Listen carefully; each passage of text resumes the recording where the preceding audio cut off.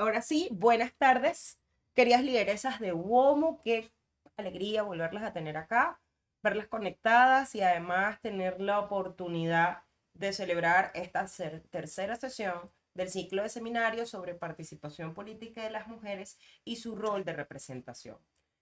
Este día además es muy especial para mí porque con nosotras se encuentra una de esas grandes mujeres que nos forma desde la academia y que sigue cultivando entre conocimientos, estudio, investigación y además incidiendo en cada una de sus alumnas esta energía y esta filosofía de defensa de los derechos de las mujeres.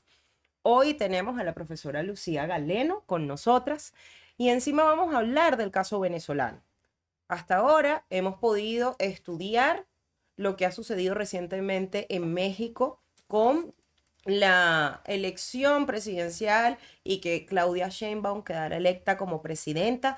Pudimos además ver en detalle cómo ha sido esa evolución de los derechos de las mujeres en política en México y sobre todo después de la aprobación de la ley de paridad en 2019. También hablamos de las mujeres en política en Europa. Y por muy diverso y complejo que es ese panorama, dimos cuenta de la gran brecha que hay entre el ejercicio del rol político de estas mujeres en el poder y la agenda de derechos de las mujeres. Y hoy vamos a entrar en el caso venezolano, porque puedo decir, como fiel creyente de la causa feminista y sobre todas las cosas seguidora de las pioneras que nos permitieron tener el camino que hoy transitamos para seguir trabajando por los derechos de las mujeres y además del gran logro que han tenido las mujeres y sus organizaciones gracias a su articulación sobre la agenda de derechos de las mujeres. Yo quiero presentar a quien les va a dar esta sesión el día de hoy y ella es la profesora Lucía Galeno.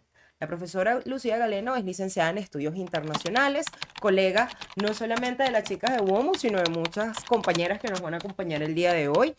Además, se graduó con mención honorífica magna cum laude de la Universidad Central de Venezuela. También es especialista en gerencia de proyectos de investigación y desarrollo del área de posgrados de la UCB, también con mención honorífica. Nuestra profesora Lucía Galeno es la fantástica y famosa profe de la escuela porque ha sido la que nos ha dado clases de historia, la que nos ha enseñado esa metodología como internacionalistas de poder tener una mirada multipolar sobre las coyunturas internacionales y que me regañó muchísimo cuando yo pasé por esas aulas, pero a quien le debo toda la disciplina y el aplomo que yo asumo cuando me trazo metas y me permito atravesar por ciertos retos. Encima de eso, la profe ha sido profesora de la Cátedra de Historia de las Relaciones de la Escuela de Estudios Internacionales, coordinadora de investigación, consejera profesoral actualmente ante el Consejo de Escuela de la que ya hemos hablado de esta universidad, jefa de la Cátedra de Historia de Relaciones Internacionales y entre otros, además, se ha destacado como coordinadora de extensión de la escuela, investigadora y tutora de proyectos de servicio comunitario. Y encima de eso tiene una gran experiencia como consultora de empresas y es articulista del diario La Voz. Profesora Lucía, bienvenida, gracias. Esta sesión es particular porque por más que la quiero mucho y que en efecto hay tiempo y hay confianza, le voy a seguir diciendo profesora. Recordemos además, muchachas, que tenemos el espacio para hablar en esta sesión, que tienen el chat para hacer comentarios y preguntas, aunque ya la profesora Lucía tiene tanto las inquietudes como las reflexiones que manifestaron previamente a esta sesión.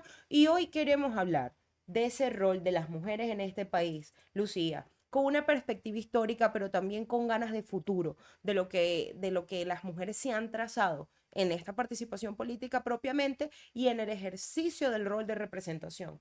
Y yo hablo del ejercicio del rol de representación porque en la tesis de mi maestría en estudios políticos recuerdo haber hablado del rol de representación para referirme al trabajo de parlamentario, para referirme también un poquito a lo que yo había aprendido en la carrera parlamentaria en la Asamblea Nacional Y ese rol de representación no es cualquier cosa, porque sobre tus hombros está y se deposita la voz del soberano, la voz de hombres y mujeres que muchas veces sin conocerte, ¿no? Te dan ese voto de fe. Y sí, sí, podemos posicionar hoy en día el hashtag más no tengo fe por la vino tinto. Yo creo que las mujeres que tienen un cargo de elección popular tienen que saber que detrás de ellas está la fe de miles de personas. Entonces, esto no es poca cosa, pero encima saber tantas mujeres que pueden incidir y transformar nuestra realidad, desde ese aplomo en la participación política, comunitaria y social, y sobre todas las cosas, aquellas que lo logran,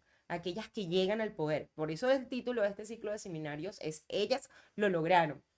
Y que además de lograrlo, dejen de ser la excepción para que se conviertan en la regla. Y también que puedan pensar en todas las mujeres que vienen en camino.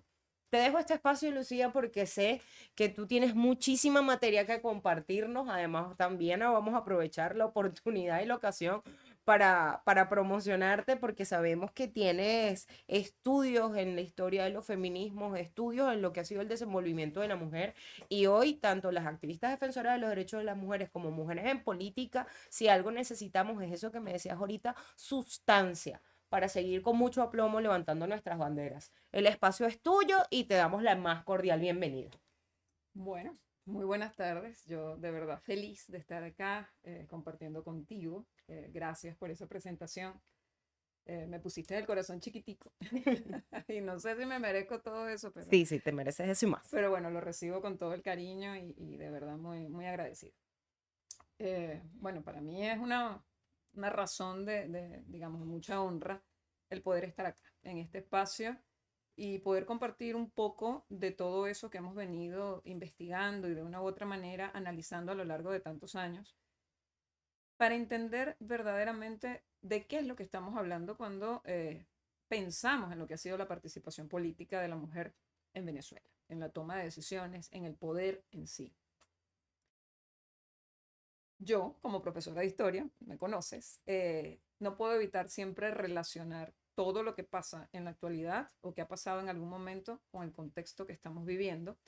Y yo creo que una parte importante de nosotros entender de verdad la trascendencia de este tipo de movimientos, de este movimiento para nosotros y los cambios que se deben dar y tratar de entender dónde está la verdadera problemática de por qué no se ha logrado avanzar más está justamente en el poder abordar la historia, poder abordar qué es lo que ha pasado, cómo se ha hecho, desde dónde se ha hecho y no desde el punto de vista del juicio, pero sí desde el punto de vista del entendimiento del análisis para la corrección, para la transformación, porque al fin y al cabo eso es lo que se busca, transformar estas estructuras que hoy tenemos y que de una u otra manera siguen siendo altamente limitativas. Venezuela no es una excepción. Eh, el conocimiento de la historia es fundamental, porque de verdad dificulto que podamos entender cómo hoy en día aparecen estos esquemas sin entender de dónde salieron, cómo evolucionaron y demás, y qué hemos hecho las mujeres a lo largo de este periodo. Podemos arrancar muy atrás, pero por un tema de tiempo y evidentemente aprovecharlo en aquellos puntos que de verdad son más relevantes para nosotros, pues vamos a partir de una idea básica, ¿no? Que es que Venezuela no es la excepción dentro de lo que es ese proceso que ha invisibilizado a la mujer. O sea, la mujer siempre ha estado presente en todos los procesos políticos, sociales e históricos, solo que por tantos siglos, pues nunca se tenía presente. Cuando uno revisa los textos de historia de Occidente fundamentalmente, pues vamos a ver que la presencia de la mujer es mínima en puestos de poder. Cuando existió es porque evidentemente es imposible soslayarlas, ¿no? Es imposible olvidarlas porque estuvieron allí de una manera clave. Pero no por el hecho de ser mujer. O sea, no es precisamente por sus capacidades o porque exista una situación en la que ellas puedan desenvolverse o pudieran haberlo hecho en igualdad de condiciones, sino por razones netamente coyunturales o circunstanciales. Evidentemente, Venezuela representa ese caso. Por supuesto, con todas las transformaciones que hemos experimentado a lo largo de la historia. Acá la idea es que nosotros podamos también relacionar las transformaciones en la historia de Venezuela totalmente vinculadas o por lo menos haciendo la referencia a lo que está pasando en el contexto mundial, porque una no se entiende sin la otra.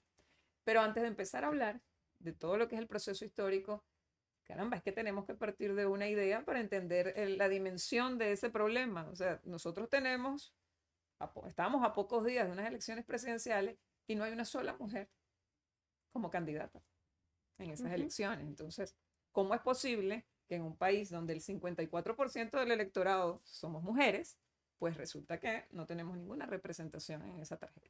Lucía, y podrían decirnos, sí, pero es que pudimos haber tenido una mujer candidata que además buscó que otra mujer fuera candidata toda vez que la inhabilitaron y no las dejaron presentarse.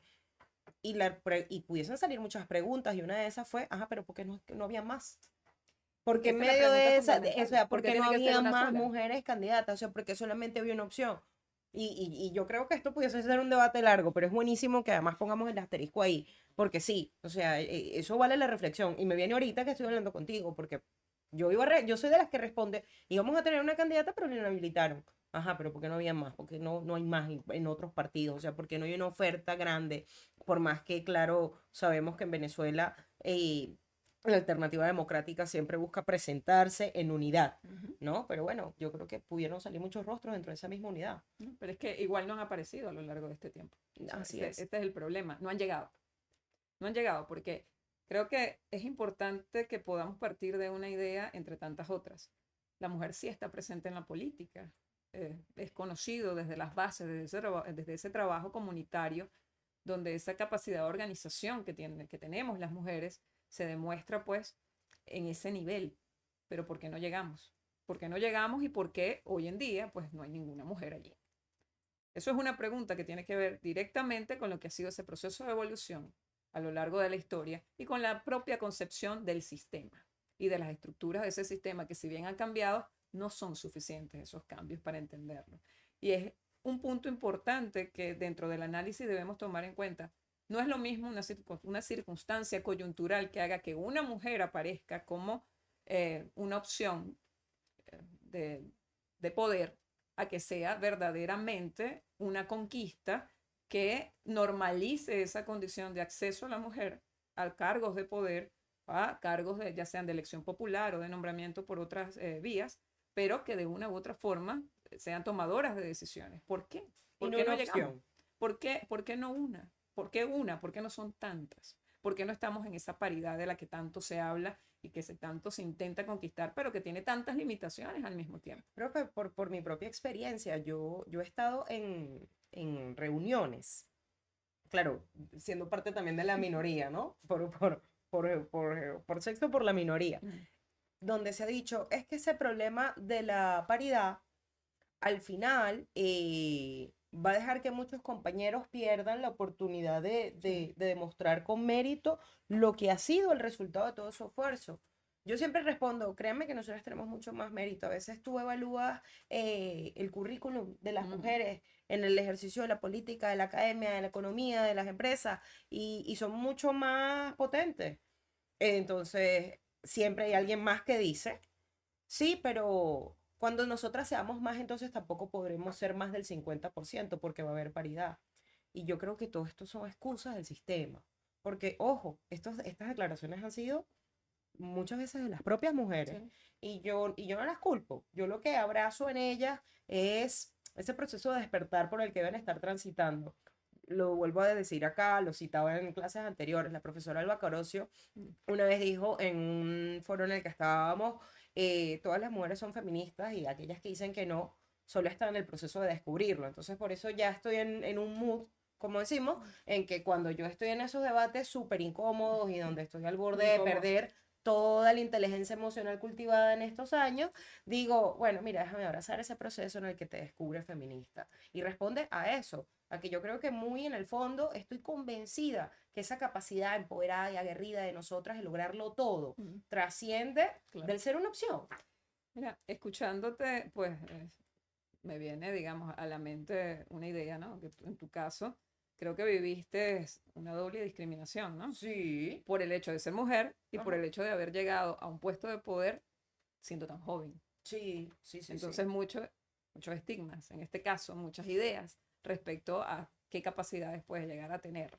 Entonces, hay que lidiar con muchas cosas. De repente, En un hombre joven eso se admira. Ay, pero qué joven ha sido cuando llegó a la política. En el caso de una mujer más bien se crean dudas, ¿no? Sí, es una Entonces, estrella, este niño es una estrella. sí, pero en las mujeres, bueno, y partiendo de la mejor forma o de la mejor idea que pueda venir, porque de repente pueden aparecer otras que no sean tan Bueno, amables. los estereotipos asignados al nacer, y esta muchacha no va a tener novio. Ujú. ¿Y cuándo va a ser familia esta Sí, niña? sí, porque Eso sí, ocurre. pasé por todo esto y además en todas las instancias, en los recorridos, en las esquinas, o sea, en todas las instancias. Sí, sí Fíjate, me pasó. hay algo importante que mencionabas y que yo quiero resaltar. Lo veía más como una conclusión, pero creo que podemos traerlo a la conversación de una vez como para que se entienda desde el principio. Las mujeres que hacen política se preparan, son mujeres preparadas. Las mujeres que llegan a cierto nivel se preocupan por prepararse y no desde, digamos, la práctica, desde lo empírico, que generalmente tiende a ser, digamos, un método muy utilizado por los caballeros, ¿no? Van Ujú. aprendiendo, son astutos, quizás tienen astucia, quizás tienen habilidades para negociar y ya eso los hace un político, sin tener entonces todo el otro background, todo lo que significa la preparación previa. En el caso de las mujeres, cuando uno revisa lo que son las credenciales de las féminas, pues estamos preparadas, estamos mucho más preparadas, nos tomamos esto mucho más en serio. Y creo que definitivamente eso nos lleva a repensar incluso cómo nos estamos midiendo. ¿Cómo nos estamos midiendo? Evidentemente, la primera pregunta que sale es, o la primera forma de tratar de medir, ¿no? Es cuantitativa, es nuestra participación numérica. Pero yo creo que tenemos que repensar en base a lo que tú decías hace un minuto y cómo nosotros podemos evaluar la gestión de las mujeres desde otro punto de vista. O sea, desde la eficiencia, desde la eficacia, desde la capacidad. Sí. Y eso es algo que poco se dice. La mujer venezolana tiene una muy buena imagen desde el punto de vista de que son 4x4, somos 4x4, podemos con todo. Y podemos hacer muchas cosas al mismo tiempo. Y somos increíblemente pues buenas y tratamos de hacer todo lo que se nos ponga enfrente y sobrepasamos todas las barreras. Pero necesitamos demostrar eso en blanco y negro. Necesitamos indicadores, no solo cuantitativos, sino cualitativos que nos permitan destacarnos, porque ahí es donde va a estar la diferencia. Lucía, el gran problema, si a mí me dicen, María, a ver, ¿cuál es el tercer problema? Porque el primero y el Hay segundo muchos. siempre es más debatible, pero ¿cuál es el tercer gran problema de las mujeres en Venezuela? No tenemos cifras. Lucía, no tenemos No, no hay. cifras. No hay ninguna coyuntura, ningún problema, ninguna crisis estudiada con perspectiva de género. Es decir, con la metodología que Ujú, mide el impacto diferenciado de ese problema, de esa coyuntura, ujú. de esa crisis, de esa falta de agua, de ese apagón en las mujeres. No, es un trabajo de hormiga, es un trabajo de recopilar datos aquí y allá. Y es hasta Sí, cómo discriminatorio. no. Bueno, porque yo cuando me toca acercarme al estudio de estos problemas, entro en franca desesperación porque empiezas a ver datos y a imaginar todas las historias que han pasado por nuestra vida. Mujeres con las que hemos coincidido. Sí. Y empiezas a ver la historia que la mujer afrodescendiente, la mujer negra, la pasó peor que la que de pronto pudo estudiar. O que la muchacha egresada de la Universidad de Caracas no corrió con una mejor suerte que la que egresó de un estado del país, Mm. sin hablar de las mujeres indígenas y toda esta reserva rica de cultura y de raíz que nos aporta Sí. a nuestra idiosincrasia. Y me Que no se desespero conoce, cuando no veo que cifras. O no se sea, conoce. yo no soporto una encuesta que me ponen esto, lo rojo son mujeres y lo azul son hombres. No, pero Mm. ya va. O sea, aquí hay un montón de cosas que no se están tomando en cuenta. Y en política ni se diga. Entonces, sí, es verdad lo que dices tú. Esta falta de indicadores nos pone el problema mayor. Y yo creo que también es discriminatorio. Es que yo creo que precisamente en estas circunstancias en las que no solo no hay cifras de las mujeres, sino que las cifras escasean en todos los sectores, de los diferentes ámbitos del quehacer nacional, una manera de tratar de construir, digamos, ese producto, de visibilizar ese producto de lo que hacen las mujeres en el poder o en los diferentes cargos en ese camino hacia el poder es tratar de mostrar también el aspecto cualitativo del asunto. O sea, lo que logran las mujeres, lo eficiente que son, lo que a diferencia de otros que están en el ejercicio del poder al mismo tiempo, pues no hacen y las mujeres sí. Y que ellas logran a pesar de. Independientemente, y aquí quiero hacer, digamos, un énfasis en el siguiente aspecto, porque creo que también es parte de esta dinámica, independientemente de la ideología, del partido político y demás, porque al fin y al cabo yo creo que esto es un problema transversal que afecta a todo el mundo por igual. Entonces, en el mismo partido de gobierno nosotros vemos mujeres que son invisibilizadas frente a otros que a lo mejor pueden ser mucho más eficientes dentro de lo que se puede considerar eficiente y otros que no lo son, pero por el hecho de ser hombres pues quedan en una posición mucho más expuesta desde un punto de vista favorable. Entonces, Sí, en los medios, por ejemplo, se recogen más los testimonios o la gestión se pudiese decir, más del 70%, por ejemplo, de los ministerios, que de todas las ministras que sí están en ejercicio. Veamos los consejos comunales, son liderados por voceras, por por coordinadoras, mujeres, claro, por mujeres, por capitanas en tierra, y ellas solamente las ven en un acto. es increíble. Y con poco foco, porque, o sea, si se detuvieran a ver el rostro de cada una, pues puede ser otra historia, pero no, esa es otra que se nos ha utilizado de marketing electoral. Por eso, como, bueno, ya esto del feminismo es una moda, visto por muchos, obviamente por nosotras no. Nada, que siempre salga una mujer en la toma, pero es que hasta la pasan rápido. Sí. Siempre hay algo por protestar. Hay una, mientras en el resto hay cinco caballeros, Sí. entonces tú dices, ¿qué es esto? O sea, Sí. ¿por qué siempre este desequilibrio? Porque esto que no es equilibrado es lo normal, porque es lo que en teoría debería ser, no debe ser así. Entonces, cuando nosotros nos vamos a recapitular la historia, entender la estructura del sistema venezolano es muy importante. Haciendo un rápido recuento, si te parece que ya entremos en el tema histórico propiamente. ¿Yo bien? No, interrúmpeme por favor, porque aquí hay mucho que No, acotar. si yo me preguntaría más, estoy muy emocionada. Que acotar.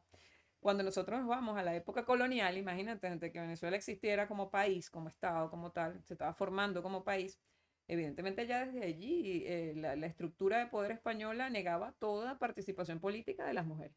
O sea, ahí no había una prohibición expresa de las leyes de India de participación política de las mujeres en cualquier cargo. Sí, las mujeres llegaron a tener en Venezuela por ciertos vínculos, incluso títulos de nobleza, o sea, de estar vinculados, pero eso no les daba poder. Simplemente eran la esposa de, la hija de. Una etiqueta, no poder. Sí, pero no había nada de poder, no había un ejercicio como tal. Evidentemente hay siempre el predominio, al igual que en el resto del mundo, en Hispanoamérica es muy claro, del patriarcado. Pero ¿de dónde sale ese patriarcado? Bueno, es lo más básico, sí, todo el mundo sabe que el patriarcado es precisamente el sistema organizado en función del poder que ejerce el hombre y la sumisión de la mujer a ese poder. Y generalmente es el hombre primogénito dentro de una familia o dentro de un grupo colectivo. Ahora bien, ¿por qué eso es así? Porque al hombre se le atribuye la fuerza física, partiendo de lo más básico, una mayor fuerza física, y como tienes mayor fuerza física, entonces tienes la capacidad para imponer por la fuerza decisiones. Ese es el origen más primitivo de ese sistema que se ha ido transformando con el paso de los años por la creencia asumida de que eso es así y de verdad. O sea, hoy en día ya no es la fuerza física lo que determina, pero entonces es cómo se ha ido, digamos, transformando esa concepción de poder hasta lo que hoy en día tenemos, que podemos, digamos, desmenuzar bastante y ver entonces cuáles son las características de ese poder hoy en día. Entonces, durante la época colonial, evidentemente la mujer se ocupaba de la casa, de los hijos, la crianza de los hijos, por un mandato religioso, el matrimonio y demás. Entonces, en ese sentido, a lo que se recurre es a ese mito mariano, porque se identifica, fíjate cómo se hilan todos, esto lo resaltan mucho los historiadores, cómo la mujer se identifica automáticamente con el mito mariano y se le enviste entonces de una especie de pureza, donde el actuar en otros ámbitos que no estén directamente relacionados con la familia y con el cuidado es algo que no se permite, no existe, no se La concibe. imagen de esa virgen desposada. Ajá, tal cual. Entonces, desde allí partimos con el hecho de que, bueno, es que las mujeres no van más para allá. O sea, no, tienen un.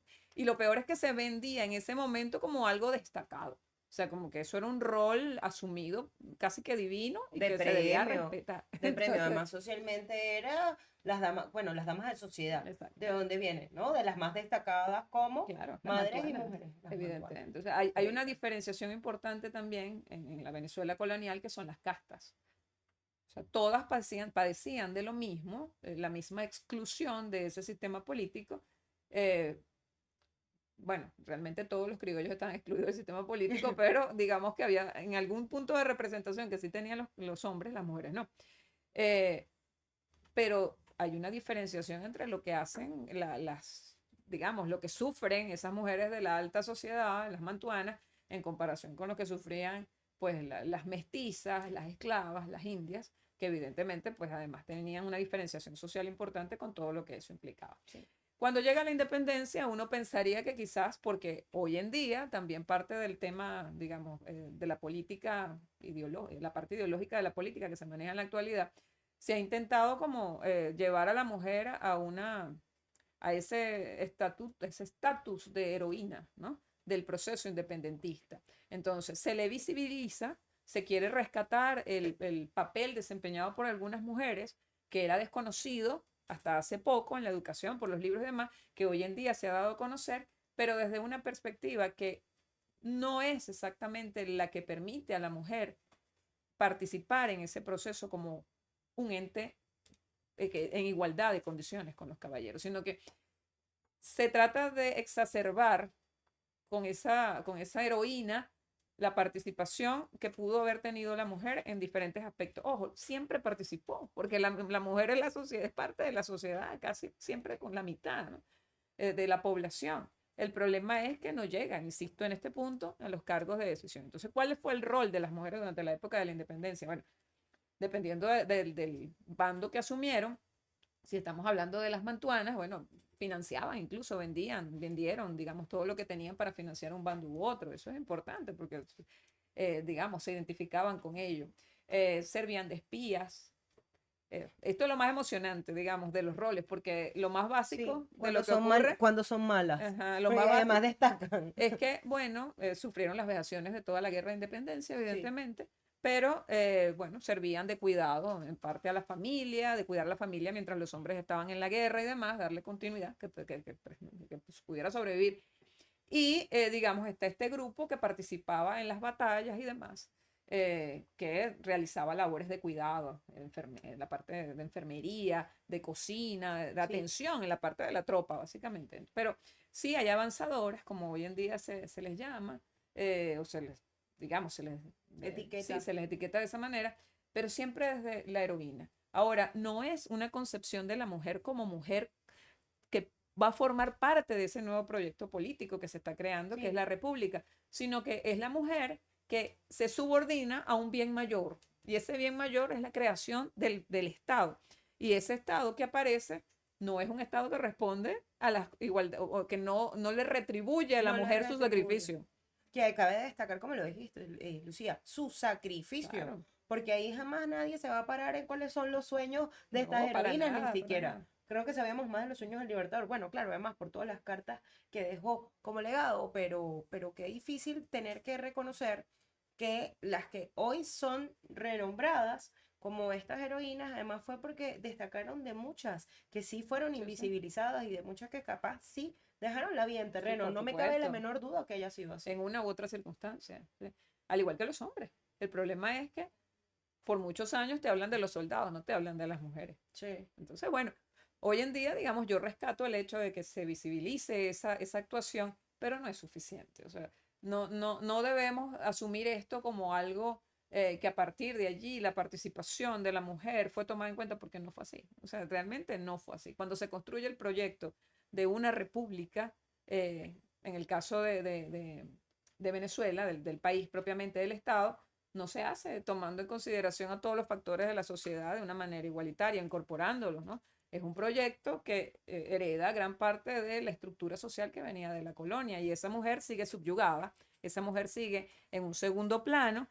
Se habla de la democracia desde la época de la independencia, de un sistema democrático, pero que no es para nada la democracia que nosotros entendemos hoy en día o que por lo menos buscamos hoy en día. Ujú. Entonces, bueno, la época de la independencia se vive de esa manera y lo que aparece después de ese periodo en la Venezuela que se construye del siglo XIX no es distinto.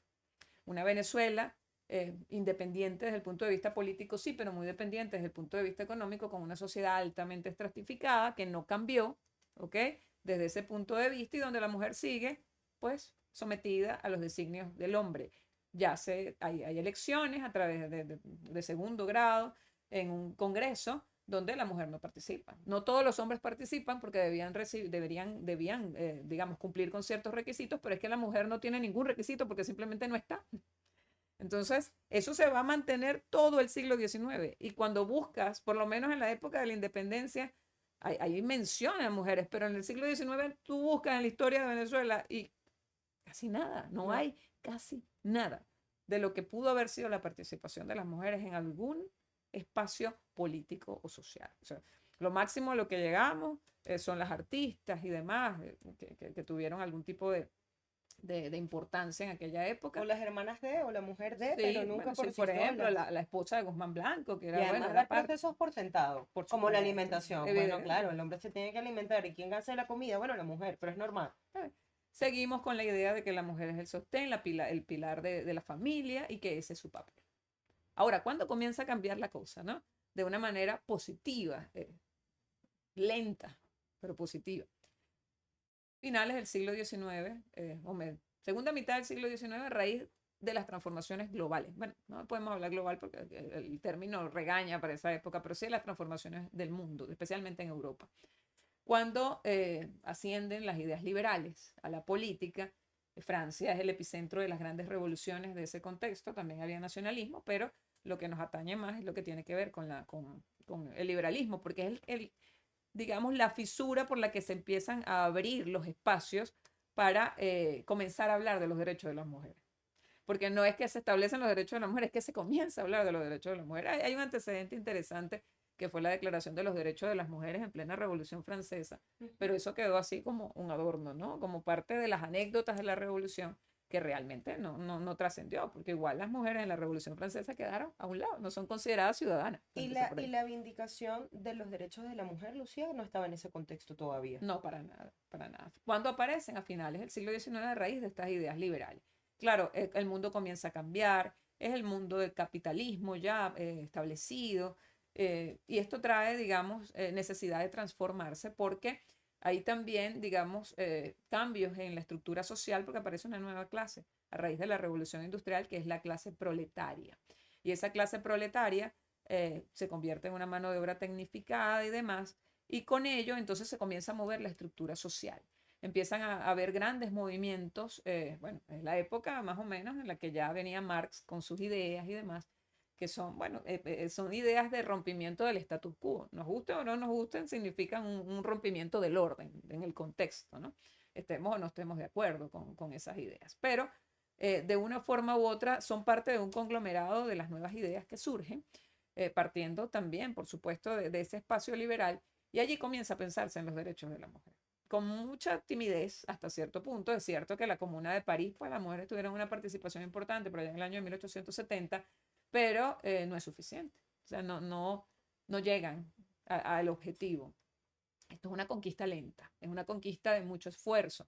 Ya se había dado, digamos, esa primera protesta que establece el Día Internacional de la Mujer después de su conmemoración el 8 de marzo, y comienzan los grandes movimientos, no solo, digamos, que tenían esos cambios a nivel mundial de la transformación de la forma de pensar, de los paradigmas establecidos hasta ese momento, y donde va a impactar también al nuevo continente, ¿no? Sin embargo, el país que más va a, digamos, a vivificar esa transformación es Inglaterra, donde el movimiento de las sufragistas, que es importantísimo, que ya lo conocemos, películas, documentales, y quizás es lo que ha permitido mejor ver o ilustrar esas transformaciones, pues marca la pauta. Venezuela, pues, no entra en ese proceso en ese momento, ¿no? No lo está. ¿Por qué? Porque Venezuela, a finales del siglo XIX, está en todo lo que son, digamos, los gobiernos de los andinos, para llegar al gobierno del andino que más pasa tiempo en el poder, que es Juan Vicente Gómez. Y esto es una dictadura. Y en una dictadura, pues realmente hablar de derechos y reivindicaciones de cualquiera es muy difícil, por más que en el mundo ya se empiece a hablar de esto. Fíjate que es muy llamativo porque los primeros países que establecen el sufragio femenino en algún nivel son los países bálticos. En el 6, en el 7, en el 8, en el 9. Después aparece en Rusia, en plena revolución rusa, en el 17, ¿no? En Inglaterra va a ser en el 18, había estado en Canadá en el 17, y así se va asumiendo en los diferentes países europeos, pero no son en masa. O sea, empiezan en la primera década del siglo XX, con los movimientos pacifistas, porque había muchas alarmas de guerra. Es la época que estamos llegando a la paz armada y estamos previo a la Primera Guerra Mundial. Y esos movimientos son, el movimiento que comienza a hablar de los derechos de las mujeres, se meten en lo que son las necesidades también de impulsar la paz, de cambiar esa forma de ver las relaciones internacionales y en sí la convivencia entre los países, que era la guerra. Entonces, bueno, estos movimientos que aparecen en el mundo, uno diría, bueno, Venezuela inmediatamente sufrió. No, no, no, porque No. Gómez no permitía nada de esto. O sea, Gómez estuvo en el poder casi 30 años y en ese tiempo, pues todo lo que había, evidentemente lo aplastaba.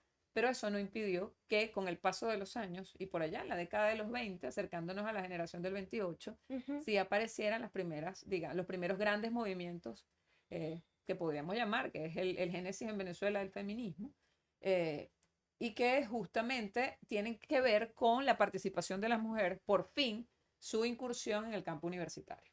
Porque por fin se le permite a la mujer iba. Que entrar a la logramos universidad. coincidir de alguna manera con esa primera ola, o creo que al menos empatarnos de últimas, pero empatarnos en esa primera ola que buscaba la conquista, no la Sí. defensa, la conquista de nuestro derecho a la educación y al trabajo. Sí, para empezar por ahí. Para empezar. por Porque ahí. es que ni siquiera teníamos derecho a la educación. Y el trabajo era algo informal que no era reglamentado, no era reconocido, a pesar de que, bueno, las mujeres vivieron la peor parte de todo lo que fue esa segunda revolución industrial, sobre todo en Inglaterra, donde no había ningún tipo de normas y la pasaba muy mal. Y bueno, en además es que es en Venezuela, pleno siglo XXI que se esté reconociendo el trabajo doméstico.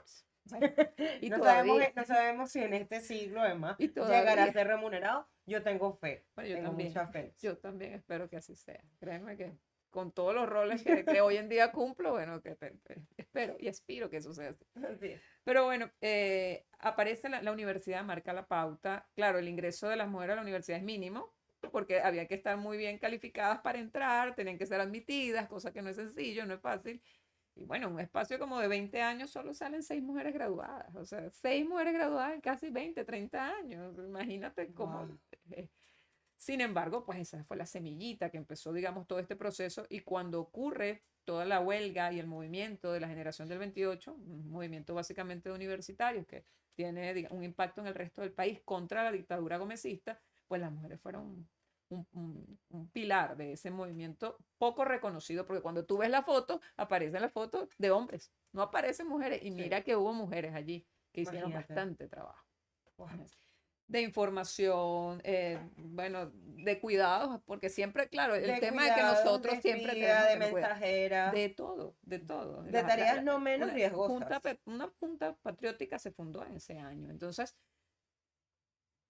hay que mostrar eso más allá de lo que se hace, porque no se reconoce. Y además Más es allá de que nuestra sea deuda invisible, con ellas. por supuesto. Entonces, bueno, con la generación del 28, digamos, hay un hito importante y de allí comienza, digamos, esa organización de las mujeres en función de lo que son sus derechos a todo nivel. Es un primer punto hacia lo que va a ser la transición después política en Venezuela con la muerte de Gómez, finalmente, y lo que va a ser el gobierno de López Contreras y posteriormente el de Medina Angarita, que es el espacio clave en la conquista del voto, ¿no? Fíjate que cuando en el 36 se funda la primera agrupación en esos espacios de organización y demás, que es la agrupación cultural femenina. como tal, se habla propiamente de las elecciones libres, ¿no? Esa era la principal bandera, las elecciones libres. Y se pronuncian los primeros discursos con aquel énfasis, pero el voto se niega. Y cuando hay, digamos, ese siguiente proceso electoral, las mujeres no participan porque el voto se niega. En ese momento lo que se consideraba Pioneras de un proceso electoral, privadas de participar en el proceso electoral. que es lo más contradictorio, ¿no? Y cómo nos pasa además con distintos casos hoy, ¿no? De cualquier otra índole. Tenemos una mano levantada, Lucía. A ver, ¿Quieres que hagamos un espacio o las llevamos más adelante? como ustedes quieran. ¿Qué dice acá nuestro equipo de producción? Vamos a darle la palabra entonces a Yurima. Yo debo... Tú me dices... ¿Ya? ¿Sí? Yurima, ¿puedes hablar? Adelante. Yurima a la 1, a las 2. Echarle a tomar agua. vamos a avanzar y en lo que tengamos la confirmación de Yurima, paramos en un momento. ¿Sí? ¿Les parece? Bueno, estábamos hablando de la agrupación cultural femenina, de estas grandes pioneras de ese proceso electoral, Sí, sí. ¿no? Que Además, fueron en un contexto excluidas de del proceso reforma y que electoral. fueron excluidas del proceso electoral. Es lo más contradictorio de este mundo y una gran injusticia también, ¿no? Sí. Porque habían trabajado para eso Ujú. y pues no participan. Cuando uno revisa los discursos en el Congreso, hoy en día de verdad hay que ubicarse en el contexto histórico para poderlo comprender, porque la concepción de la capacidad de la mujer era verdaderamente algo lastimoso, ¿no? Porque bueno, no éramos considerados seres racionales políticamente. Sí, Ah, y casi terminando este siglo XX seguíamos sí, cómo no, con con muchas limitaciones. unos hombres que fueron a llegar a tener mucho nombre y mucha referencia para la historia y para el país, que cuestionaban incluso el tamaño del cerebro de las mujeres. Pero una cosa que hoy en día cuesta trabajo entender que fue así, pero fue Pero así. fue así, fue Y así, fue así fue a unas así. instancias de poder muy altos, ¿no? Donde Demasiado. estábamos entonces, digamos, al nivel de algo que hoy en día tampoco digamos, es correcto, no lo consideramos es lo ideal, que es, bueno, se habla de dementes, ¿no? De las personas que tenían algún tipo de limitación, pero que se llamaban de una forma, o se denominaban de una forma muy peyorativa y que estábamos metidas ahí en ese saco. O sea, todos los que son incapaces para tomar decisiones políticas porque no estábamos emancipadas. No es sino hasta el 41, cuando se da la reforma del Código Civil, la primera reforma, es que a las mujeres se les toma en cuenta y se les da su emancipación de los hombres y se les reconoce entonces el concubinato y la patria potestad de los hijos, lo cual es otra contradicción tremenda. ¿Por qué? Porque ¿cómo es que es que hemos ejercido tradicionalmente ese rol de cuidadoras por nuestras propias capacidades, afinidades, roles, características, digamos, de unos aspectos quizás más blandos, Ujú. pero no tenemos la patria potestad de nuestros hijos. Legalmente no está Y es que permitido. se casaban antes y tampoco podían heredar los bienes o No, para fortunas de su nada. familia. Eso no lo tenía que pasar a manos del hombre. Entonces, esas desigualdades no solo eran a nivel constitucional respecto al sufragio, sino en todos los niveles de la sociedad. Hoy A nos nivel, dicen histéricas por bueno, reclamar derechos, pero bueno, nosotras conscientes de nuestra causa. una desigualdad civil, una desigualdad penal, una desigualdad en materia económica, en derechos económicos, políticos, evidentemente. Entonces, realmente, cuando uno se pone a hablar de esto y a escudriñar, es que te das cuenta de las dimensiones de ese gran sesgo que existía eh, y que sigue existiendo, pero de otra manera, ¿no?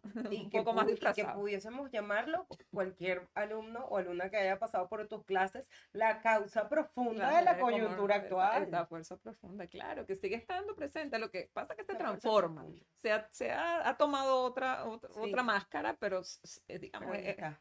es una fuerza profunda que sigue existiendo porque es estructural. ¿Ok? Ujú.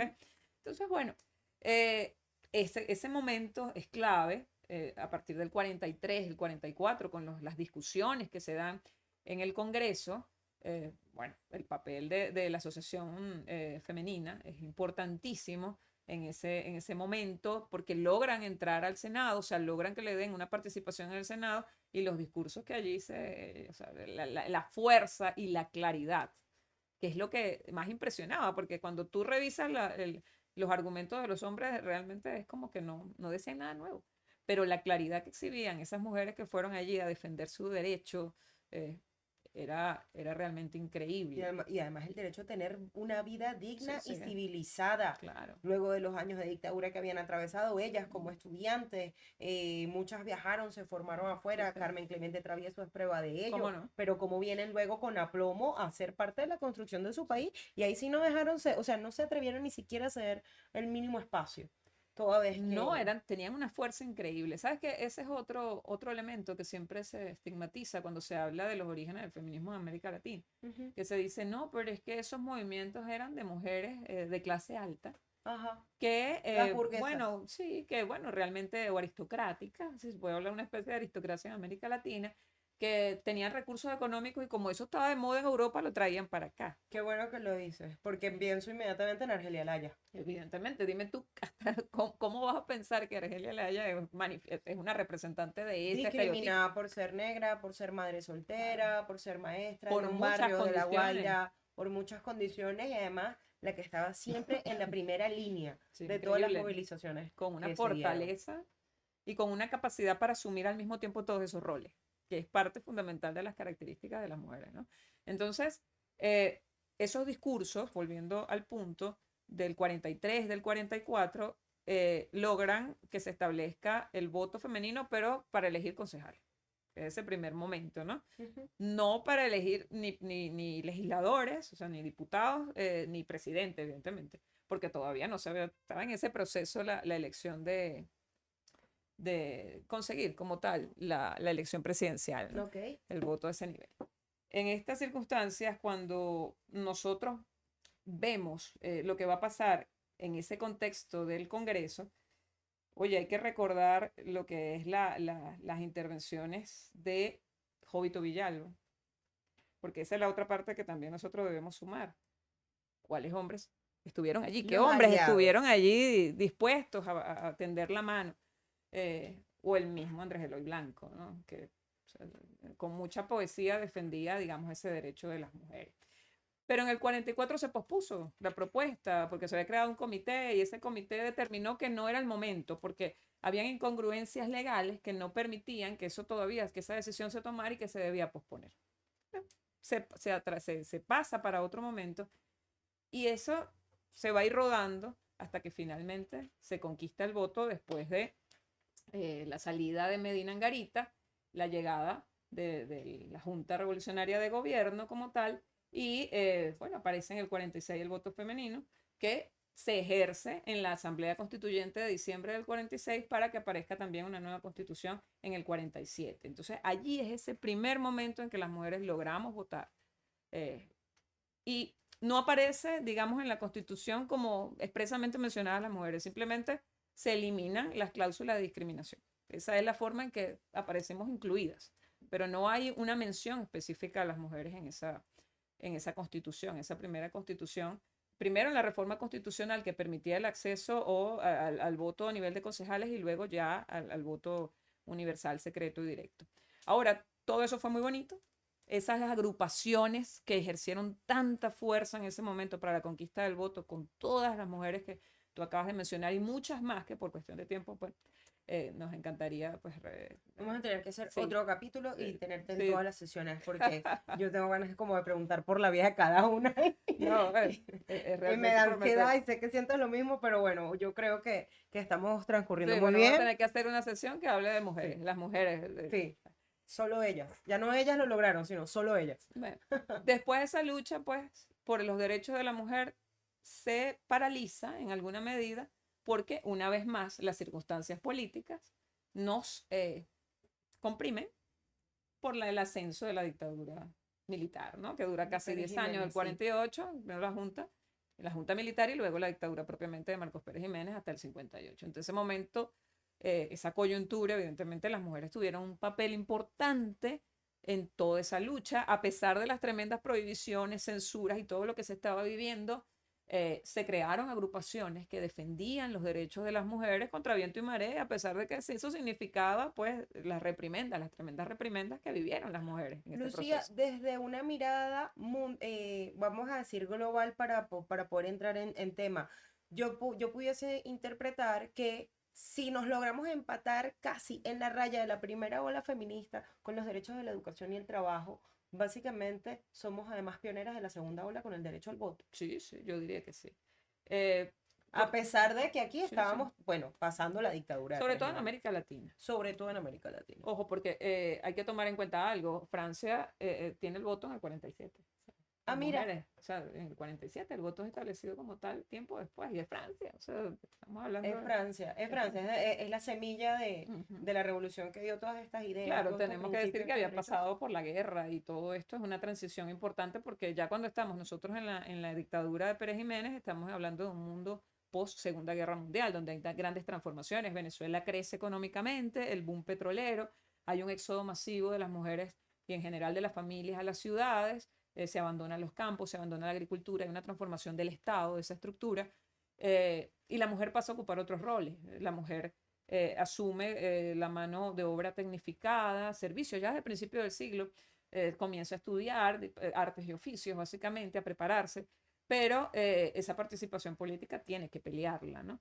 Pero queda supeditada, durante todo este espacio de la dictadura, queda supeditada a la lucha por la democracia, subordinada a las líneas de los partidos políticos dominados por hombres, pero al servicio, porque es como, ¿qué es lo que se necesita? Yo pienso que es un asunto casi que de nobleza. ¿Qué es lo que se necesita? ¿Qué es lo que está ahorita, qué urge al país? Ah, de retomar la democracia, por eso no me es ajeno el contexto actual. Ah, entonces vamos a subordinarnos con tal de lograr y después continuamos Sí, y nuestra es que lucha. hasta el sol El de problema hoy, es que no pides lo nada a cambio. reflexionábamos al principio, muchachas, para que sepan, antes de encender las cámaras, nosotras reflexionábamos de que siempre que hay un contexto electoral no hay agenda de derechos de las No, mujeres. no. Porque si usted quiere una agenda de derechos, primero hay que salir de este contexto que Sí, no nos sí. permite avanzar No, que en derechos no vas a humanos. poder. Y tú dices, bueno, pero entonces, ¿cuándo? ¿Cuándo? Porque siempre el mandatario que sea, en el contexto que sea, por la ideología que sea, siempre va a tener crítica. Yo creo que ya basta de que sigan metiendo excusas a la agenda de derechos de las mujeres, que es tan importante como hablar de política Claro. exterior, y sí, porque es un tema de la dignidad humana, es parte del desarrollo. Queremos hablar de crecimiento económico. No lo vas a Antes de lograr, firmar un claro. acuerdo comercial o un acuerdo bilateral de cooperación, por lo que sea que tú quieras, tienes que pensar que la fuerza productiva de tu país está siendo reprimida, discriminada, no está reconocida plenamente en el ejercicio de sus derechos, ni políticos, ni económicos, ni civiles, ni sociales, ni culturales. Que la mujer asume también una carga importante, o sea, el hecho de ser madre soltera, muchas de ellas, Ujú. los suburbios que se forman en las ciudades, Caracas es muestra de ello, pues están, digamos, fuertemente poblados por mujeres solas. Mujeres que, bueno, han logrado, tuvieron uno, dos, tres, muchos hijos, pero al fin y al cabo son cabeza de familia y tienen que trabajar, tienen que mantener a sus hijos y aún así tienen espacio para ocuparse de las cosas de su comunidad o para participar en alguna medida dentro de lo que el sistema y las circunstancias se lo permiten. Pero hay un punto que resaltar en lo que tú decías. Sí, nos sacrificamos esa lucha, pero no pedimos nada a cambio. O sea, no, es un cheque en blanco, básicamente. Es un cheque en blanco que no tiene ninguna retribución inmediata, sino es la satisfacción de haber contribuido al cambio. Este mensaje que dice, por duro que es, te puedo decir, Lucía, que al menos nos hace sentir que no estamos solas, tantas mujeres hoy en día, que ¿No? nos Pero es que pasa lo mismo, exactamente lo mismo. Entonces podemos decir, sí, no estamos solas, pero yo creo como que ya va siendo bueno de que sigamos dejando ese cheque en blanco. Pero para eso debemos tener conciencia. O sea, hay la necesidad de crear, digamos, esa conciencia de qué es lo que se está haciendo y para qué se está haciendo de parte de las mujeres. Ujú. Y esta, digamos, este conocimiento, esta identificación, eh, no solo se adquiere estudiando, sino con ese proceso de sensibilización, de concientización, que no es nada sencillo, pero es entender, digamos, las dimensiones de este problema tal como tú lo planteabas hace un rato. Si tú no corriges esas deficiencias, tú no vas a tener la mitad de la población en condiciones de igualdad para sacar adelante este país. Sí. Tan fácil como eso, si lo quieres ver desde un punto de vista netamente del desarrollo. ¿No? Porque la mitad de la población es femenina y tú la estás limitando y en esa medida que la limitas, pues las capacidades para poder lograr esas metas que te traces con cualquier gobierno va a ser muy difícil, sea un gobierno de un hombre o de una mujer. Entonces esa lucha no se puede quedar allí, es importante entenderlo. Y tanto es así que todo lo que se había avanzado en estos 30 años, que habíamos recorrido históricamente desde el 28, desde los primeros años de la década de los 20, hasta la conquista de la democracia en el 58, pues cuando aparece el nuevo escenario, que es el de la post-segunda guerra mundial, tenemos un mundo dividido por el sistema bipolar, ideológicamente hablando, pues Occidente frente a las ideas del comunismo, del socialismo, eh, eso también impacta a los movimientos de Venezuela. Esas mujeres organizadas por sus luchas, pues lejos de mantener esa unidad y que eso les sirviera de impulso para aprovechar ese nuevo contexto de democracia en Venezuela, para exigir eso que venían dando y que es una justicia por todo lo que habían contribuido, pues se va a debilitar en alguna medida, por lo menos esa es mi interpretación, porque al dividirse ideológicamente, se hace mucha mención a nivel histórico y de verdad cuando uno ve las imágenes es algo verdaderamente conmovedor. Esa primera gran movilización que hubo el 8 de marzo en el 58 en el Nuevo Circo y que fue una concentración increíble de mujeres, empezando justamente el sistema democrático. Pero no va, esa unidad se va a perder. y se va a perder por las diferencias ideológicas cuando, por ejemplo, en la década de los 60 aparezcan los movimientos guerrilleros y radicalizan entonces los cambios o la transformación, pero hacia los movimientos de izquierda, ¿no? Armados y demás, frente a lo que son aquellas que apuestan más bien por tratar de lograr esas transformaciones, pero dentro de ese marco institucional que le da la democracia. Una democracia regida por la nueva constitución, que es la constitución del 61. Voy a hacer una maldad, Lucía, y es que básicamente 50 años después de eso, al movimiento de mujeres en Venezuela le pasó lo mismo. Tal cual.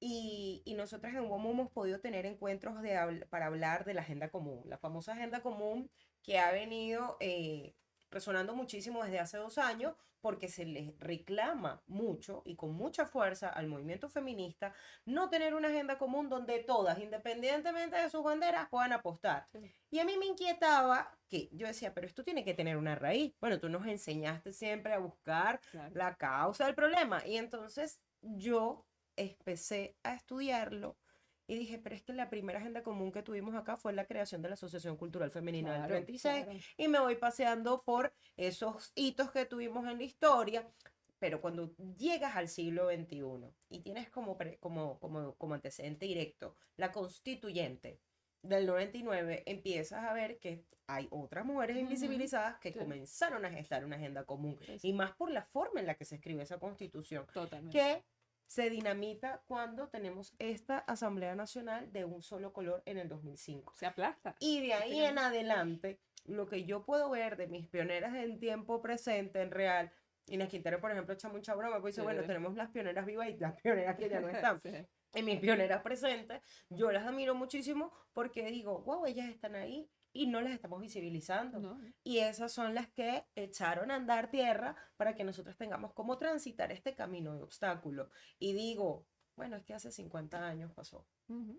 No solamente fue en el siglo XXI. No, es que precisamente por eso hacía tanto énfasis en la necesidad de hacer esta reconstrucción histórica, porque estamos como en bucle. Esa historia la estamos repitiendo y hasta que no aprendamos dónde está justamente el problema, vamos a seguir. Por más que avancen los años, por más que avancen los tiempos, por más redes sociales, por más transformaciones en diferentes ámbitos, si nosotros no entendemos que el avance de cualquier idea pasa por tener una agenda común, va a ser difícil, porque vamos a seguir repitiendo los errores, porque vamos a quedar supeditadas a un interés mayor, un bien mayor, que después que se consigue, pues se olvida de quienes lo apoyaron Es desde las decir, bases. a partir de hoy saquen el argumento de que la historia se repite. Hay que comprender lo que Sí. nos pasó para poder aferrarnos a nuestras ideas y hacer de ellas una agenda común. Pero cuando la conocemos, dejamos de repetirla. Si Es no la verdad, conocemos, es verdad, la es verdad. seguimos repitiendo, o por lo menos Sí. de la misma forma, ¿no? Que ahí es Ujú. donde está el detalle. Para avanzar rápidamente, la época de la democracia venezolana significó, sí, un proceso de institucionalización importante que va de la mano con el mundo, porque en la década de los 50 ya arrancan los primeros movimientos que buscan cambiar el status quo. En la década de los 60, 70, los movimientos pacifistas, el inicio de los movimientos ecológicos ya, y los movimientos de género. Es cuando se formulan las primeras teorías de género. Eh, se le da ese fundamento a las luchas. Claro, unas luchas divididas ideológicamente que también, insisto, dividieron la organización.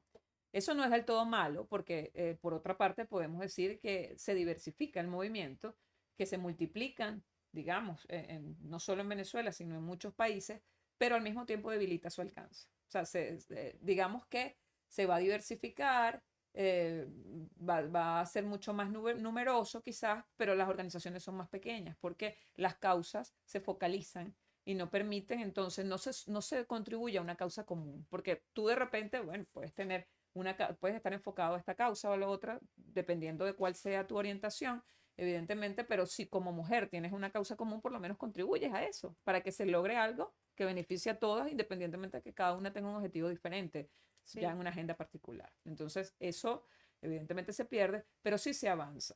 Bueno, el sistema de Naciones Unidas establece toda una serie realiza una serie de acciones y da una serie de Las conferencias de la declaraciones, las mujer. conferencias de la mujer, el año de la mujer, que fue también en Venezuela el 75, bueno, el 67 cuando se establece, cuando ya se prohíbe toda discriminación a la mujer, se avanza en la conformación de organismos destinados justamente a promover a la mujer y eso todo tiene un impacto en Venezuela. Eh, y por primera vez en esa década, sobre todo en los 70, las mujeres empiezan a acceder a cargos políticos de alto nivel, que no lo habían hecho, o sea, ministerios, ya cargos gerenciales, pero todavía no hay mujeres presidentes, no hay mujeres candidatas a la presidencia. Eh, la década ya de los 80 es importante en Venezuela en particular porque avanza un punto que es la descentralización. Ese proceso de descentralización, que en algún momento fue una bandera muy importante en nuestro país, se tomó justamente con una gran participación de las mujeres en el apoyo, digamos, a ese cambio en el sistema que era tan necesario y que también, bueno, quedó revertido después del 99 con todas las transformaciones del Estado. La década de los 90 evidentemente es una década de muchas crisis, la crisis política del sistema venezolano, y eso paraliza una vez más lo que es el accionar de las mujeres. O sea, Y eso que además de los últimos años o las últimas 2 décadas del siglo XX, se rescata la reforma del Código Civil, sí, en el ¿no? 82 sí Y es un con punto estas grandes importantísimo. pioneras Sí, que pasaron a la historia, Mercedes sí, cómo Pulido, no. Evangelina García Prince, y Que lo lograron, que lo lograron, ellas lo porque lograron. ella lo lograron. Ella, era inexplicable cómo hasta en el 82 pues una mujer podía ir detenida, presa, recibir una sentencia de 25, 28, 30 años por haber matado a su esposo por infiel, pero el hombre en un año salía libre porque, bueno, era un dolo, era un Sí. dolo de tristeza, Y que entre al muchas mismo otras. tiempo hubiesen tantos hombres con hijos por fuera del Sí, matrimonio que no fueran no reconocidos. reconocidos. E igualmente el tema de las propiedades, o sea, Olga no, Tañón no les diría poder. bandoleros, por Sí, ejemplo, como sí, mínimo, por lo como menos. mínimo, como mínimo. Sí, sí. Y el tema también, cómo cambia a raíz de eso el hecho de que la mujer pueda conservar su propiedad, o sea, no tenga que, a juro, estar supeditada al hombre para administrar sus bienes. O sea, toda esa reforma es importantísima del Código Civil y abre el camino a otras transformaciones. Eh, a veces parecieran muy rápidas, otras son muy lentas, pero digamos van haciendo que la mujer entre a ocupar ciertos espacios gerenciales, laborales, salga de ese esquema que se había mantenido hasta el siglo anterior, hasta finales, hasta principios incluso del siglo XX, que la mujer estaba en la casa, ¿no? Hasta la década de los 40 incluso. Entonces la mujer ejerce otros roles, pero sigue siendo, digamos, poco lo que logra a nivel de política, a nivel de la alta política. Y así llegamos al siglo XX, Así al siglo llegamos XXI. al siglo XXI, bueno, con la tremenda transformación que sufre Venezuela después de las elecciones del 98. Tenemos que hacer una pausa, Está bien. Lucía. Es una pausa de 5 minutos porque ya ven que la materia es rica y está buenísima. Así que bueno, espérenos 5 minutos de pausa. Nada más y volvemos enseguida con la profesora Lucía Galeno en el ciclo de seminarios que ellas lograron. Gracias, Héctor, en los controles. No le hemos dado las gracias a nuestros queridos amigos de Redes Ayuda que nos permiten estar hoy conectadas con ustedes. Pero así de conectadas estamos que el equipo me ha pedido que por favor lea los comentarios del chat para que ninguna de ustedes se lo pierda por si no lo ha leído y está muy concentrada en la computadora para darle continuidad a la clase. Y así como Claudia Santiago está fascinada, recordemos que Samarit dijo como empanaditas de chicharronada divina, entonces debe ser que esto está saliendo muy bien y seguramente van a empezar a salir los memes del equipo de WOMU para que esto quede en la historia. Nos encanta que les guste muchísimo este espacio porque verdaderamente, Lucía, el tema venezolano, yo siento que debe ser un un punto de referencia para muchas ¿Cómo no? mujeres feministas en todo el mundo y sobre todo porque desde el Parlamento yo pude dar cuenta que el marco legal de los derechos de las mujeres en el país, sin lugar a dudas, es el primero en toda América Latina. Primero México, sí, por la creación de ciertas leyes, pero en eso de ir a la vanguardia de Sí. los derechos y de los temas del mundo, Venezuela asume el primer lugar. Y bueno, también asume el primer lugar entre muchos otros países en el voto femenino, pero eso no se traduce en el rol de representación de mujeres en los cargos de poder. Y ya en este espacio que nos queda, hablemos entonces de estas mujeres del siglo XXI. Fíjate que un poco la reflexión que hacíamos fuera del aire, es por qué quizás no logramos, a pesar de ser pioneros en muchos sentidos, en muchos procesos, en muchas coyunturas, porque eso no se traduce en una mayor participación femenina como tal en esos cargos de poder. ¿Por qué no tenemos una mujer presidenta?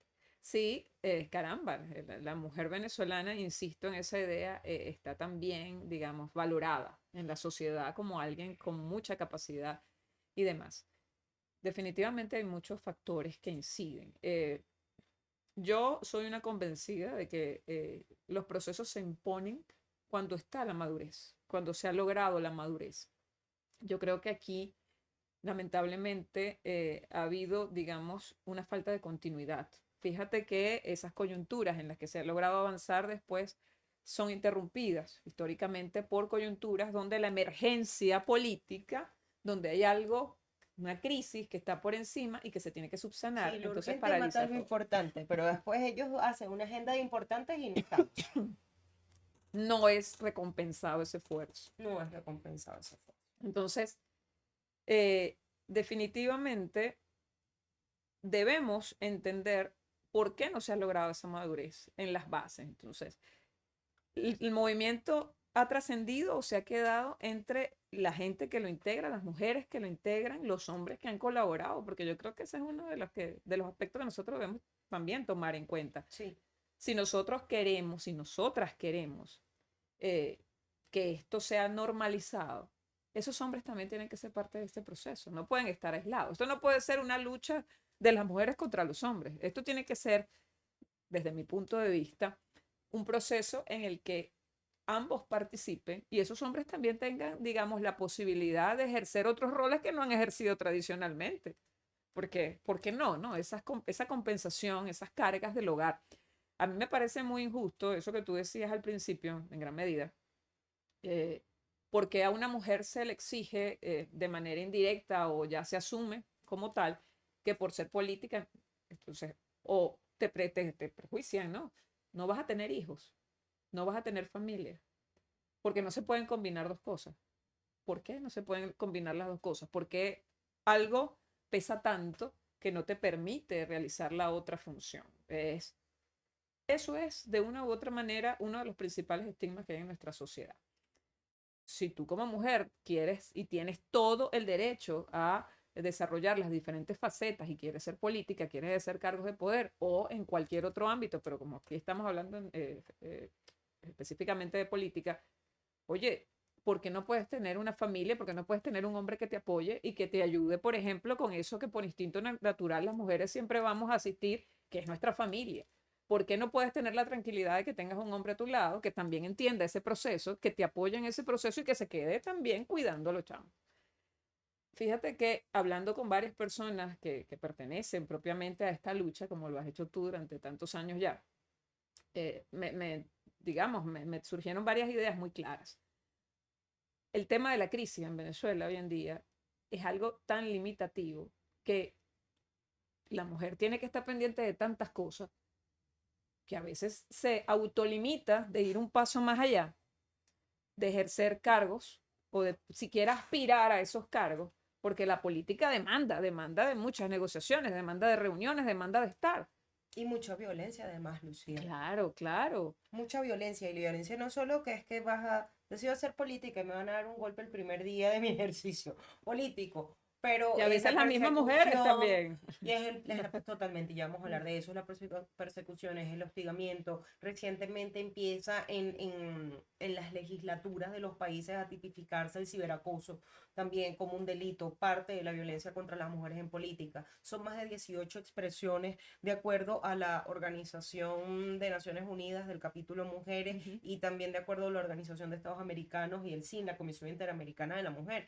Es decir, no es cosa fácil y eso que dices tú, además, tiene cifras que no son oficiales y cuando digo no son oficiales es que no las vamos a ver en el Instituto Nacional de No, para Estadística, nada. sino que lo es, por ejemplo, por la Red de Mujeres Constructoras de Ujú. Paz o por IPIS que habla, el año pasado, por ejemplo, sacó un informe de que las más jóvenes son las que más sufren Sí. y hablaba precisamente de una participación femenina en en el espacio comunitario, ponte de un 50%. Luego hablamos de actividades eclesiásticas, 20%, y ya las actividades políticas, la cifra va de 10 a 8% de participación, porque es el avance de la involución con lo contradictorio que suena esto, o es la agresividad ya del retroceso de los derechos, porque cuando tú no puedes participar en algo, se está violando un derecho. Cuando no Totalmente. tienes la opción de elegir, se está violando un derecho. Y es la manera de entender en gran medida porque si tienes una gran base de mujeres que participan en política en las comunidades, porque de verdad es increíble cómo las mujeres ejercen ese liderazgo en las diferentes comunidades, cómo son capaces de resolver de manera efectiva las problemáticas, involucrarse y demás. ¿Qué pasa? ¿Por qué no siguen ascendiendo? ¿No? Y es que, bueno, mientras estén en su comunidad, de una u otra manera, tienen ese contexto inmediato que forma parte de su dinámica diaria. Pero tú lo sabes, dentro de todo lo que has desempeñado en estos años, cuando ya tú aspiras a ir más allá, Eres un peligro. no solo eres un peligro, es que hay trabas que están impuestas desde el punto de vista cultural y de la dinámica propia de las mujeres, de la sociedad, de la familia, porque bueno, echando broma, en estos días con alguien me decía, pero es que como las mujeres aspiran a surgir más en política cuando esto es un proceso que se lleva a cabo en gran medida en actividades sociales, en la noche, en un bar, en diferentes sitios de negociación que no Vamos, que son en un los restaurante con una formales, botella de whisky, que no 8 o 9 se hace una maqueta electoral. como una mujer que debe estar en su casa porque tiene hijos, porque tiene una familia o porque tiene otras facetas que cumplir, probablemente esa no vaya a ser su forma de Son trabas relacionamiento. estructurales y Entonces, ¿cómo coyunturales. logras Sí. establecer, digamos, esos vínculos necesarios para que te apoyen? Y un punto más allá, el tema del financiamiento. Ese es el ¿Cómo, principal problema. cómo logras vencer esa barrera de no solo que eres mujer como tal, sino que como mujer genera de confianza de verdad, yo voy a apostar, voy a generar, voy a dar dinero, voy a generar algún tipo de aporte para que esta persona, que yo no estoy muy segura de que sea capaz de tomar decisiones o que vaya, digamos, a hacer lo que yo quiero que se haga, porque siempre, evidentemente, en tema Sí, del las agendas de financiamiento hay, financiamiento siempre hay unos intereses hay- por debajo. ¿de verdad lo va a hacer? ¿O es que va a votar todo en el De momento que verdad se va a le ganar. presente una crisis? ¿De De, verdad va a ganar? ¿De verdad va a ganar? ¿De verdad va a generar la confianza en la población para que voten? Yo bueno, voy a hacer esa apuesta. yo lo viví, Lucía. Yo, 25 años, candidata al circuito 1, Parroquia Sucre, Katia, el Junquito, la Pastora. ¿Con quién se está disputando el curul? Frei Bernal. Ujú. Además, un circuito de dos cabezas. Con todo el Frei apoyo Bernal y económico Ernesto Villegas. del O Estado. sea, y te repito, Ah, una joven, 25 sí. años, estudiante de una maestría, mujer. Y lo más difícil es que aún las mujeres en los roles de representación no tienen el financiamiento, Ujú, porque son las que están en comisiones, ujú, les habla mucho de las del soft power, ¿no? ujú. Salud, Sí. familia, incluso lo puedo ver Ujú, actualmente de los 32 ministerios, 33 ministerios que hay, 9 solo son ocupados por mujeres. sí. Entonces, bueno, destaquemos los nombres de algunas. Dalis Álvarez, Mujer e Igualdad de Género. Ujú, Joana Carrillo, Agricultura Urbana. Sandra Ulitas, Educación Universitaria. Clara Vidal, Pueblos Indígenas. Magali Gutiérrez, Salud. Yalitza Santalla, Educación. Delcy Rodríguez, Economía, Finanzas y Comercio Exterior. Gabriela Jiménez, Ciencia y Tecnología. Pero es que cuando vamos a ver aquí una mujer en el Ministerio de la Defensa, ujú, o cuando se pueda ver en otra parte del mundo, sabemos que en España se hizo, lo hablamos en la sesión pasada, ujú. pero da cuenta también de que los avances a veces terminan siendo más simbólicos que sustantivos. Es que hay un punto importante que yo creo que se debe destacar de los últimos 20 años. Se asumen las banderas Ujú. porque es políticamente capitalizable, ¿no? O sea, es cuando se toman estas banderas de reivindicación, no con la idea de verdaderamente llevar a cabo esa transformación, sino simplemente para llegar al poder porque tienes una legitimidad a Claro, través del hay voto. unas banderas a nivel Claro. mundial, hay unas nuevas tendencias, además es mucho más representativo, es popular, es agradable. Ujú, Además, mira, esta historia ujú. conecta con la emoción, pone a la mujer en la cuña, Automáticamente. Y bueno, lamentablemente queda hasta allí, porque queda hasta no, allí. el proceso no está maduro y Porque ponerte en realmente una maqueta electoral no es igual de no práctico. está la voluntad para que eso Así es. suceda. Hay que tener cuidado porque eso ha pasado a lo largo de la historia. cuando estas luchas por reivindicaciones, digamos, se confunden con lo que podemos decir es esos picos del nacionalismo, el populismo, cuando son utilizados básicamente por las mismas estructuras de poder para seguirse reproduciendo, pero con otra máscara. Así es. Así es, uno de los comentarios que nos hacen aquí es que uno se vuelve un peligro cuando está en la política y usan a tus propias compañeras para neutralizarte. Porque claro, algo que uno ve que una ve, aquí Hay que aprendiendo hacer también un de Susana esfuerzo, sí, Reina, que la definitivamente. tenemos en el grupo y es una, bueno, por supuesto, de mis mentoras en el feminismo. Cuando hacemos este ejercicio, es de entender que haya mujeres que no tengan la sensibilidad del feminismo. Es más, que les parece que el feminismo es una ofensa, que es una etiqueta, que es una palabra pesada, que te victimiza, no sé qué, y la descarta. Pero como no es normal ni está naturalizado que la mujer llegue al poder o al espacio de toma de decisión, hay quienes logran llegar y de esas hay un grupo que siente que después de eso no hay más, que después de eso no se aspira más, que a ti te va a tocar ser la compañera y camarada del jefe, pero nunca te vas a ver en la silla de él. Y ahí empiezas a trincherarte en ese espacio sin perdiendo de vista todas las que vienen detrás. Entonces sí, todas ellas nos ayudan cuando hay que volantear, cuando hay que movernos en una campaña, para la movilización del 8M, pero es que todas ellas tienen derecho. Y que yo no trasciendo, Lucía, lo decías ahorita, si no comprendo, no trasciendo. Y yo no voy a trascender si encima de no haber comprendido yo no logro ser práctica Para o nada. ejercicio real de lo que aprendí. Mira esto que quiero traer a la mesa. Yo en diciembre del año pasado, no, en octubre del año pasado participaba en la jornada de investigación del Centro de Estudios de la Mujer y me metí en la mesa política, claro. Y uno de los temas que logro ver es que la CEDAW en el año 2023 emitió una serie de recomendaciones al Estado venezolano y mira que había un gran cuestionamiento de si ese informe era bastante imparcial. Sí. Pero fíjate los temas que destaca. La representación de las mujeres en la Asamblea Nacional se mantiene en el 31%. Cuando te digo se mantiene, es que solamente subió 2 punticos de cuando fui diputada yo. Y que solo 2 mujeres han sido elegidas gobernadoras, es decir, las elecciones del 2021, no han pasado 3 años. Esas 2 mujeres gobernadoras representan el 8,3% del total de los gobernadores de los estados. Y 62 alcaldesas, que es un 19%. Y solo 9 de los 33 ministerios del Poder Popular. Eso fue en el 2023. Actualmente contabilizado 8. Y ya con esto damos muestra de que parte del tema es comprender que aquí todas, Sí. todas, absolutamente todas, independientemente del partido, del momento político, estamos en la misma situación y lo que no nos puede pasar es lo que le pasó a las mujeres en los 70 en este país.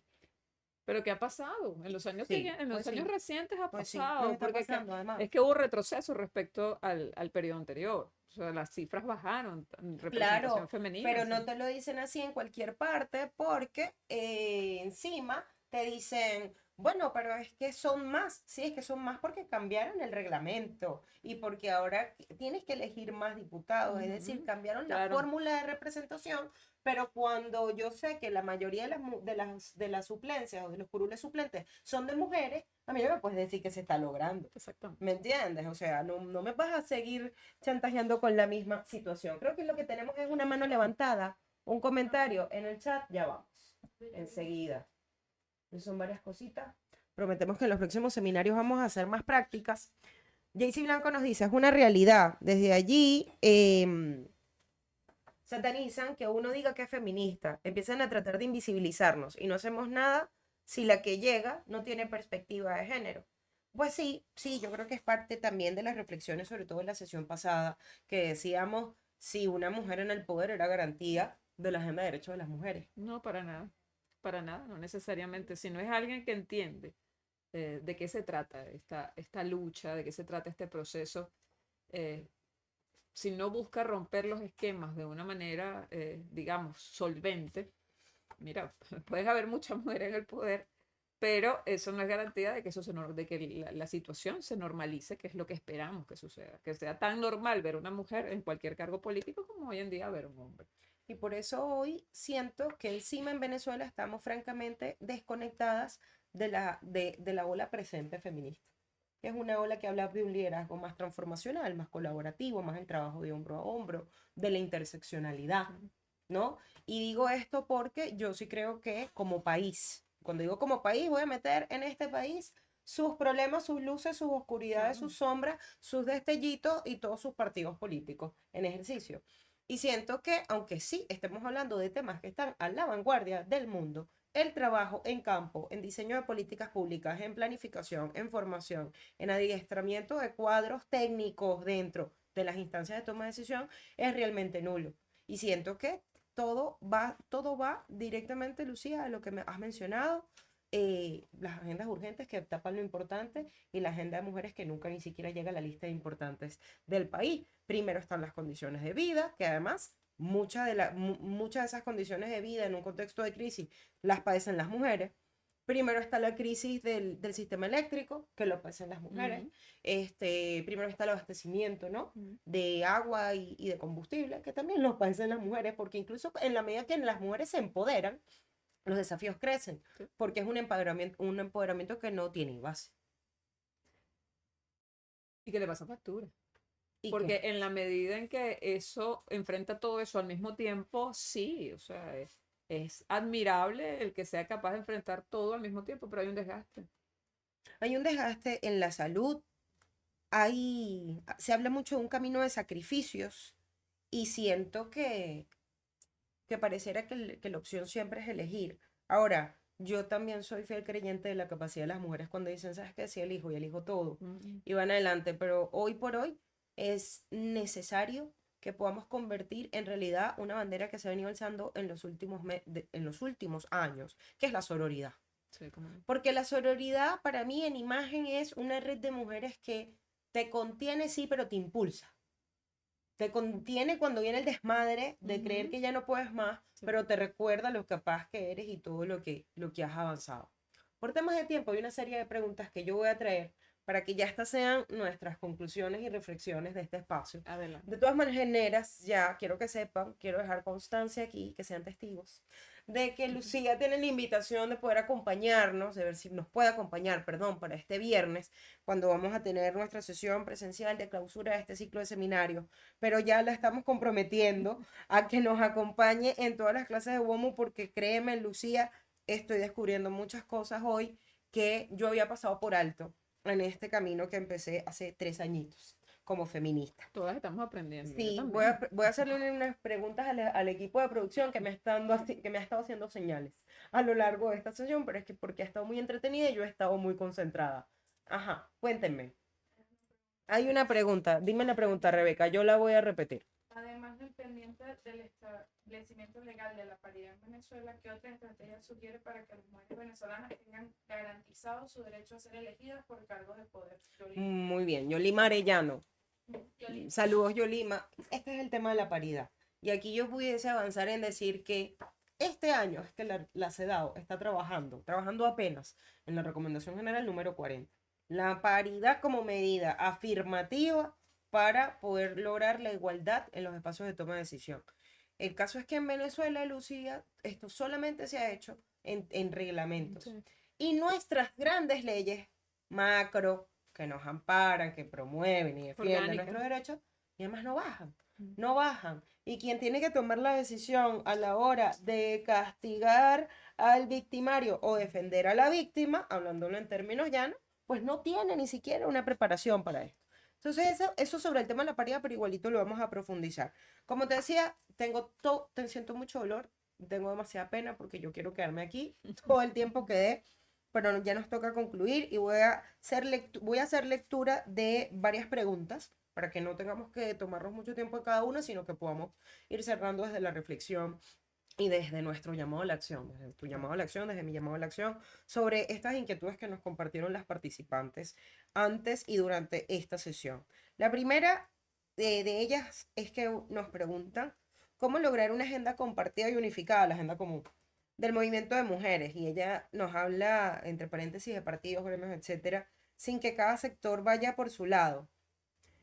un gobierno de un candidato ganador de las elecciones, porque bueno, esto es WOMO y aquí hay que ser súper objetivas y además incluyentes con todas las causas, sería garantía de que las mujeres estemos en las agendas, o sea, si el candidato que parece ganador en las encuestas gana, sería garantía o no de que las mujeres estemos en las agendas, eso ya lo vamos a responder, voy a seguir leyendo. ¿Cómo puede haber un avance en los derechos de las mujeres cuando en los últimos años se ha agudizado la persecución y la violación de los derechos humanos para la mujer? Eso es increíble. Yo no sé si es un tema de redes sociales o de que cada vez nos visibilizamos más Ujú. como defensoras y como contraataque o capaz ya por un tema de valentía nos estamos atreviendo a alzar más la voz y que ninguna se quede silenciada por estos terribles crímenes, ¿no? Otra pregunta, comentario, es cómo funciona esa relación entre representación versus representatividad, cuáles son las narrativas de las mujeres sobre su liderazgo. Y tiene mucho que ver con lo que te decía Lucía del liderazgo femenino y el liderazgo feminista. Otra pregunta, ¿qué es lo que está fallando en la agenda de mujeres en los espacios políticos que solamente se habla de esto en ciertas coyunturas? Bueno, yo creo que es todo lo que has venido comentándonos, ¿no? Y que además a veces se usa como una especie de silenciador. O sea, si hablas de la agenda de mujeres ahorita, que imagínate, lo más importante es que tengamos fecha para las elecciones, por Dios, te dicen así. Otra pregunta, ¿qué pasa con la representación femenina? Que no logramos hacer esa conexión entre nosotras para llevar una agenda común. En el estudio de esta red de mujeres constructoras de paz y paz Venezuela, que te hablaba ahorita, la identificación de las más jóvenes, es una muestra de 1.200 mujeres que fueron entrevistadas. Ese sentido de identidad de las más jóvenes con representantes femeninas en cargos de elección popular no es mayor del 20%. Increíble. Y eso es súper duro, es un golpe muy duro además para las feministas en el activismo político. Otra pregunta, ¿cómo incidir para que la agenda de mujeres sea considerada en un contexto autoritario? Nos habla mucho de la agenda, como ves. ¿Cuáles son las propuestas de valor para que actores políticos tomen en cuenta la participación de la mujer? Esa me la voy a quedar yo. Esta parece trillada, pero no por ofender a quien la hace, sino porque creo que nunca ha tenido respuesta. ¿Venezuela está preparada para tener una mujer en su presidencia? Y por último, las medidas que deban implementarse para fomentar una mayor representación femenina y cómo podían impactar en la promoción y protección de los derechos de humanos, en los derechos de las mujeres y además en su participación política. Para darle un poquito de guía a esto, porque la verdad es que son muchas y habla de agenda de mujeres, yo voy a empezar por esta, que creo que no ha tenido respuesta. ¿Venezuela está preparada para tener una mujer en su presidencia? ¿O es así que debe formularse esta pregunta, Lucía? Mm, yo no sé si está preparado o no. Yo creo que contestar esa pregunta es casi que un ejercicio de adivinación. Eh, yo no sé si está preparado o no para tener una mujer en la presidencia, porque todo depende de cuál sea el talante de esa mujer y cuál sea la agenda de esa mujer. Porque si esa mujer reproduce de una u otra manera lo que el sistema ha venido representando y no genera mayores transformaciones desde el ámbito que nos ocupa, realmente pues no resulta incómodo, ¿no? Sino que continúa con el orden establecido. Ahora, si esa mujer de verdad tiene una agenda eh, en pro de las mujeres, tiene muy clara lo que es la política de género y demás, y todo este proceso de reivindicaciones, pues evidentemente va a causar una transformación importante, va a haber resistencia, porque es algo de lo que no podemos escapar.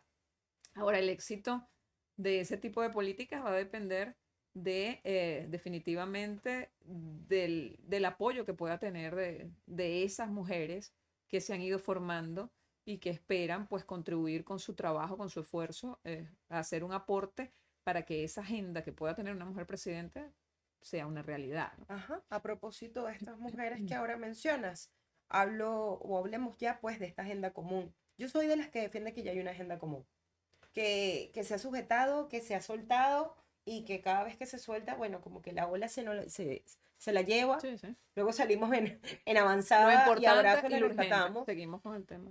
Urgente e importante. Este, pero Lucía, como feminista, ¿qué le podemos decir o qué le pudiéramos decir a las que tienen esa verdadera agenda común en sus ordenadores, impresa en una carpeta en su biblioteca y, y está esperando algo? ¿Qué sería? ¿Qué le Mira, decimos? yo creo en la capacidad de las mujeres para transformar el escenario en el que pues convivimos. Creo en esa capacidad que nosotras tenemos. Nosotros no podemos seguir jugando con las, digamos, las mismas estrategias que nos tienen en esta condición, en esta desigualdad. Yo creo que hay que reinventar mecanismos, incluso hasta de forma de hacer política, hasta la forma de lograr esos vínculos que estábamos hablando hace un rato, que las mujeres pues escapan de su capacidad porque no pueden estar todas las noches o tomándose unos whisky o rumbeando para decidir estrategias políticas. Pues.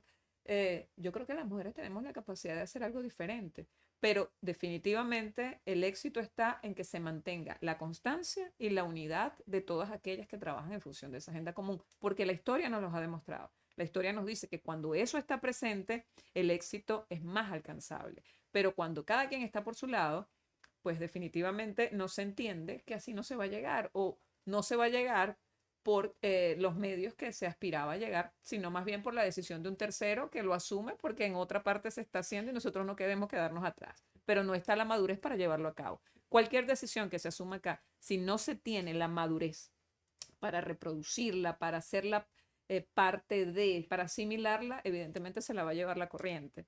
Eso es parte de ese proceso del que veníamos hablando, pero creo que allí está. O sea, las mujeres tenemos la capacidad para reinventar, pero debemos hacerlo utilizando nuestras capacidades, que han sido muy subestimadas, pero yo creo que son fortalezas, que no son debilidades, son todo lo contrario. Pero a partir de esas capacidades, ¿por qué no proponer? ¿Por qué nosotras no ser quienes proponemos? Y avanzar más allá del discurso reivindicativo, tener entonces una agenda claramente definida con incluso los medios para llevar a cabo eso, porque si en algún momento se logra demostrar, a pesar de toda la resistencia, que efectivamente es mejor, pues alguien en algún momento se va a romper, pero hay que insistir, hay que ser consistente y hay que preparar, digamos, lo mejor posible esa agenda para que sea representativa de todos los intereses, incluso al punto de hacer sentir que está, digamos, por encima de aquellos lineamientos partidistas que nos dividen en algún momento. Totalmente, Lucía. Creo que no se trata de un planteamiento ni un escenario, o sea, acabas de proyectar de verdad el ideal de muchas que estamos en el movimiento feminista y con nuestras diferencias como activistas políticas y sociales.